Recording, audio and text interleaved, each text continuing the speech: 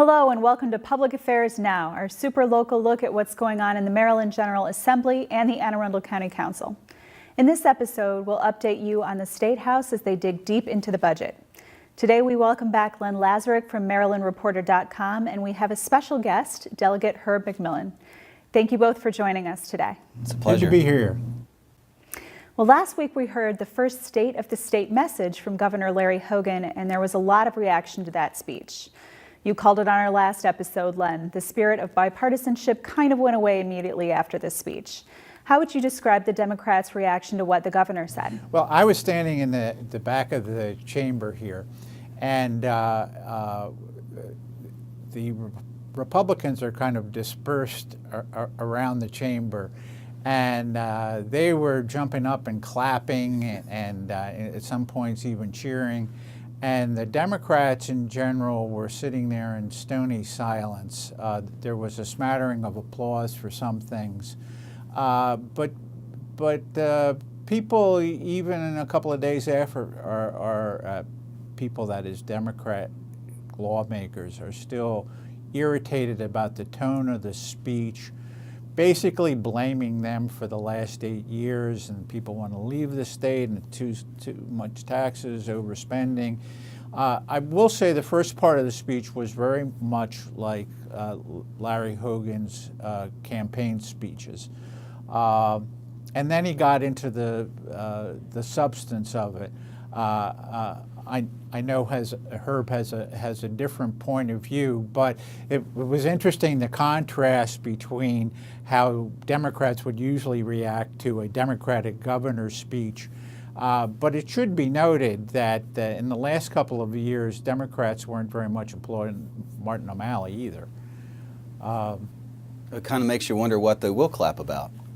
I don't know. It's, from my perspective, I think that, the budget came out before the State of the State speech came out. And after the budget came out, there were a lot of delegates who were saying, for example, that we're not getting as much as we expected. That's a real cut. They were using what I would consider to be inflammatory phrases like, this budget's going to take us backwards. We can't do this to our children. They made it sound as if the world was coming to an end, when in fact, we were increasing spending by $400 million. Most jurisdictions, including Anne Arundel County, were getting more money for education. So I think that in one sense, the governor was like, hey, let me remind you why it's important for us to address this deficit in the budget. And he reviewed the bidding, if you will, that frankly resulted in his election. You can run around and say that things are great in the state, but the reality is we do have work to do.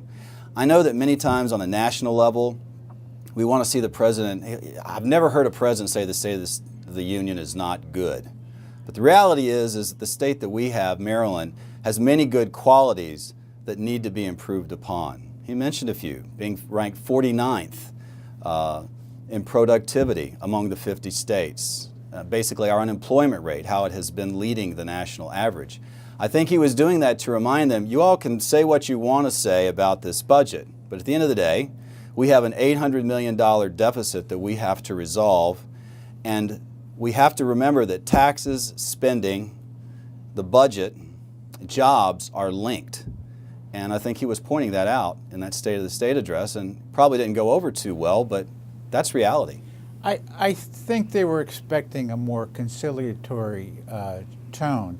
And but as Herb points out, it's not every jurisdiction. I mean, there actually were real cuts in the budget for education, and they principally affected Baltimore City and Prince George's County and Montgomery County to a certain extent. They actually, we talk about, well, was it a reduction in promised spending? Actually, those jurisdictions actually are experiencing real cuts. You're correct about one, but not the other two. Prince George's County is getting $38 million more for education than they got last year. That's an increase, no matter how that's just the math. Montgomery County is getting around $12 million more, if my memory serves me correctly, than last year. Anne Arundel is getting $9 million more than last year. Now in Baltimore City, you are correct. they are experiencing a cut. They're going to get about $36 million less than they did last year. And you probably know already, a good $10 million of that is attributable to the spending formulas that the Baltimore City delegates voted for, because their county gained wealth last year, and so they get less money for education funding.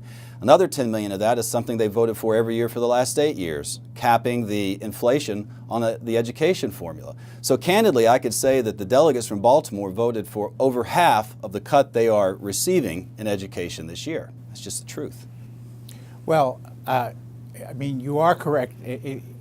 Depending on how you want to slice it up and the geographic cost of education index, in any case, regardless of what the numbers are, that they're going to fight about the education funding. Of course. I mean, that's where they've laid it down. The day before the governor's speech, there was a big press conference at the teachers union, and the speaker participated and all that. So they're going to fight for greater education funding. Sure, and I think let's go back to that too, in the sense that, look, they said that this was a campaign speech. Well, what were they doing the day before the speech? Campaigning. They had the teachers unions out there. It was basically a campaign setup. So they're basically critiquing him for something that they were doing before his speech, in my opinion. This is all a dance. We all know that they are going to negotiate for more money for the things that they think are important. We think education is important too. That's why we started off funding it on the positive. But the reality is we have an $800 million deficit. And if they want more for education, they need to say where they're going to cut elsewhere. You've seen a lot of these speeches from different governors, Len. Did you notice any differences or similarities with our last Republican governor, Bob Ehrlich? Well, it's really hard to go back that far. I would say in general that Larry Hogan and Bob Ehrlich have similar speaking styles. They're not. They don't see themselves as great orators. It's very direct speech, willing to challenge their audience in this chamber to do things that they might not want to do. The sentences are simple. There's no Irish poetry, and so to a certain extent, the Democratic legislators were reacting to a very direct speech that says, listen, we have a lot of problems, and I want to fix these problems in a certain, in some specific ways. But, what he's offered, both in his budget and in terms of his legislative proposals, are not very radical at all. I think Herb would agree with that. I mean, they're really, this budget is not tremendously different than a budget that you could conceive of Anthony Brown having submitted to the legislature, maybe in certain parts of it, but I would say that the big difference is you're going to see fewer transfers. There are some, but fewer than we had even last year, from one, say, special fund to another. I think the 2% cut across the board, people have said that hasn't been done before, but actually it was done during the Glendening administration in 1995. That's actually something that another Democratic governor had done. And the education, again, we didn't spend as much as was projected, but we spent more. I think he's done a pretty good job. I'm not so sure that Anthony Brown would have taken on getting rid of the deficit in 1 year, but I do think that that's very important. And I also think that some of the tax cuts that were offered later are significant, particularly the one that has to do with the personal property taxes on business. When we had Speaker Bush on our last episode, people were reacting to a budget that was very new and missing a lot of details. One issue we talked about was the highway user revenue that goes to counties, and there was a lot of doubt that money would be preserved or increased. What have we learned since then, Len? Well, we've learned that Governor Hogan is going to put another $25 million into what goes to counties and municipalities for highway user revenues. That's really a relatively small amount, but it's kind of a down payment. He promised in his speech to raise it back to the level where it was several years ago. But you also have to point out that's part of the trade with the deal on the personal property taxes. Those are taxes paid by businesses, including MarylandReporter.com, pays a very, very small amount to Howard County for the laptop computers we own. In any case, those are taxes collected by the counties. So apparently with the highway user revenues and other things, they're going to try to hold the counties harmless on that. The state doesn't collect personal property taxes at all. So the tax reductions, I guess the biggest hit is the fact that in the future he wants to cut out the escalator clause, the automatic increases in the gas tax, and that's going to cut down on the amount of revenue available for all the transportation projects. Well, even with that reduction, I mean, I think that first of all, what he wants to do is to stop making it automatic. Now, that doesn't keep the legislature from voting for it if they think that it's appropriate. I think most people would agree philosophically across party lines that you shouldn't have taxes that increase automatically because they don't have income that increases automatically. And they send people here like me to make those decisions and represent them. So, you know, they did it because it took 20 years for them to be able to come up with the votes to actually increase the gasoline tax. Well, they've increased it significantly even without the inflation escalator. Mm-hmm. You're still having a very large increase in our gas tax because it's going to match the sales tax, which it didn't before. You're going to be taxing it twice anyway. So you're still going to have a significant amount of revenue coming into the fund. The $25 million that he put into highway user revenues is more than the locals have received since 2009, and he's pledged to increase that amount over 8 years up to the 30% level that it used to be. You know, frankly, I don't think most people care whether a road is local or state or city or county. They're just tired of hitting potholes. And when you have more than half of the transportation budget being spent on mass transit, with 90% of the people using cars, you know, to me, it makes sense to spend more on something that people actually use, and I'm glad to see that we're doing that. Every year there are debates over some social issues like same-sex marriage or the death penalty. Are there any issues like that we will see heated debate on this year, Len? I haven't heard of any, which doesn't mean that there aren't some. I mean, there are some potentially. I think the biggest issue that's not part of the governor's agenda is the paid sick leave, which I wouldn't really term a social issue. It's a business and economic issue, and I think there will be there's a major fight shaping up over that.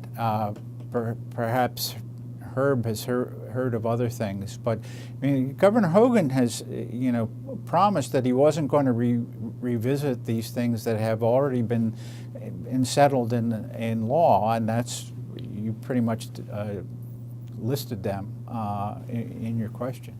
I don't think anything that's been voted on previously is going to be coming up again this year, gay marriage or any of those types of issues. I think, my focus has been for some time and will continue to be the budget, taxes, and spending. To me, I feel like the biggest threat to this state is the deficit that we have right now.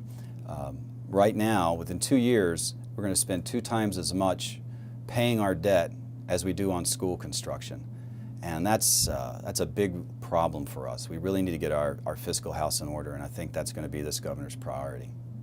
Let's now turn to local issues. The delegation heard from County Executive Shue and County Council Chairman Jerry Walker, and they specifically outlined legislation that would make it easier for police officers to work secondary jobs and help public safety personnel use Narcan to stop drug overdoses. What is the status and process for those items, Delegate? Well, I think we've already heard, we just heard the second bill today that you mentioned, the one respecting secondary employment. I think we're going to find a way to make that happen. With respect to Narcan, I haven't heard anyone object to this bill. It seems like a common sense thing. We do have a heroin epidemic, basically, not only in Anne Arundel County, but throughout the state. Governor Hogan talked about it in his State of the State address. And basically what Narcan does. If a first responder arrives on the scene and somebody's had a heroin overdose, this can counteract it very quickly and quite possibly, in most cases, save their lives. So I don't think we'll have too much opposition to that. Well, every year a hot topic is the debate over the elected school board. Do you think something different will happen this year, Delegate McMillan? Well, you know, last year we passed a hybrid variety of the school board through the Anne Arundel County delegation, and then it went to the Ways and Means Committee and never received a vote. Essentially, the Speaker of the House has the power to keep a committee from voting on a bill that he doesn't want to be voted on. So, no, I don't see it going anywhere this year because the Speaker's made it very clear that he doesn't favor an elected school board. Yeah, the Speaker's objection to it, you have to recognize that a majority of the counties in the state, and I forget how many, it's something like I think all of them except us. 19. No, but Baltimore County is kind of in transition to a hybrid school board, and there are a couple of other places. Most of the other counties have an elected school board. The Speaker's position is, well, they don't have taxing authority, so they don't need to be elected officials because they get their money from the local government. But the fact is that the trend is in the state and across the country. I mean, in fact, people around the country are kind of astounded if you tell them, well, we have a school board that's appointed by the governor, and they go, what? Because in many places, Pennsylvania to the north, they have these small school districts, and they're all elected locally, but they do have taxing authority, which our school boards don't. You know, from my perspective, you know, Winston Churchill had a great quote: "Democracy is the worst form of government, except for all the others." And I have a difficult time understanding why we don't have an elected school board. I personally think in many cases, with respect to cell phone towers, I mean, you can pick an issue. School board members are not responsive to the public because they don't have to be. And I think that making them accountable to the public would be a good thing. But I don't think it will happen this year, unfortunately. Let's go back to the budget for a moment. Governor Hogan talked about several tax cuts. Len, how likely is it that these tax cuts will be approved? Well, I've heard Democratic leaders saying that none of them will be approved, and that the only part of his legislative package that might get approved was the voluntary checkoff to replenish the campaign finance fund that he used to help him get elected. I don't know. I mean, it depends. It depends whether in this first year, despite all the kumbaya, as they say, talk after the election and bipartisanship, it depends whether the trenches are being dug now, and that the Democrats are going to just decide to hold their position, and there won't be any tax cuts, there won't be any repeal of the rain tax, et cetera. I always say that I have a hard enough time getting the facts straight about things that already happened.